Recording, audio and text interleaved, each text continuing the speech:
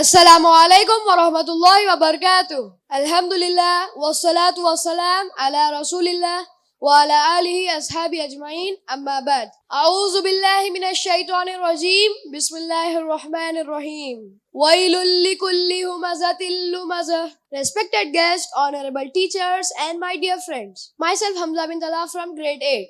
And today on this occasion I choose to throw some light on an epidemic which is very common in our society. Ghiba. Ghiba is known as malicious gossip and it is also known as namima. Namima in Arabic means to convey or to drag. In our language, we call it as gossiping and backbiting. It is essential to study its harmful impacts on society. A society which has an epidemic of gossiping and backbiting loses love and affection. Hatred and quarrels replace unity and togetherness. That's why scholars have agreed this sin to be a major sin. And even Quran cautions us to be aware of it. وَلَا تُطِعْ كُلَّ حَلَّافٍ مَّهِينٍ هَمَّازٍ مَّشَّاءٍ بِنَمِيمٍ. And do not obey every person just because he commits a lot of oaths and is in reality a worthless slanderer walking around with gossip. The Arabic term in the above ayah, Hammazim Masha'im Binamin, means slanderer and gossip monger. Allah calls such a person the cheapest and the meanest of the society. Masha'in is always busy with spreading hatred through his gossip, destroying his character and akhirah. Allah has cited an example in the Quran. The wife of Abu Lahab, who is also happened to be the paternal aunt of the Prophet, is addressed with the title of Hammalat al-Hatab. وَامْرَأَتُهُ حَمَّالَةَ الْحَطَبِ.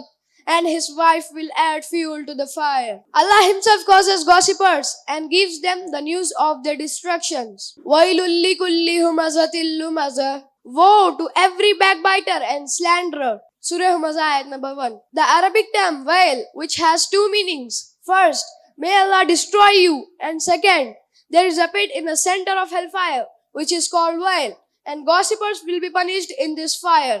A gossiper enjoys gossiping and he does not heed the strong warning against it.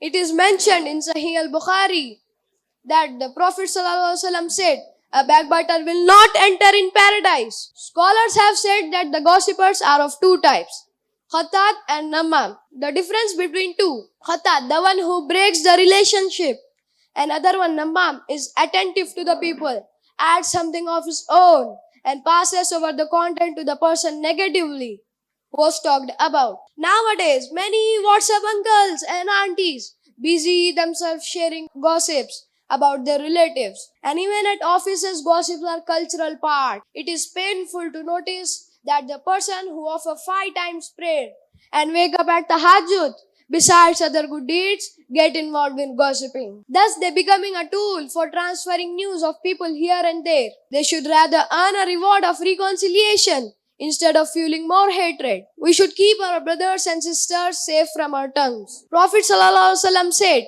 a Muslim is the one from whose tongue and the hand the people are safe, and the believer is the one from whose people's lives and wealth are safe. Sunan Nasai Hadith number 4995. People should avoid gossipers who tell them the stories about what people say about them. They are not your well-wisher, but a big harm to your family's peace. Are you one of the gossipers or the backbiters? Beware of slandering your Muslim brothers. You are playing with fire.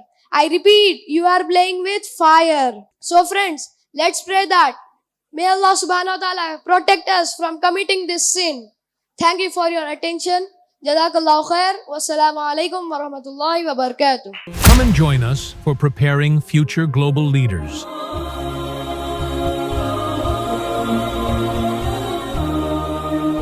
Don't miss our upcoming videos.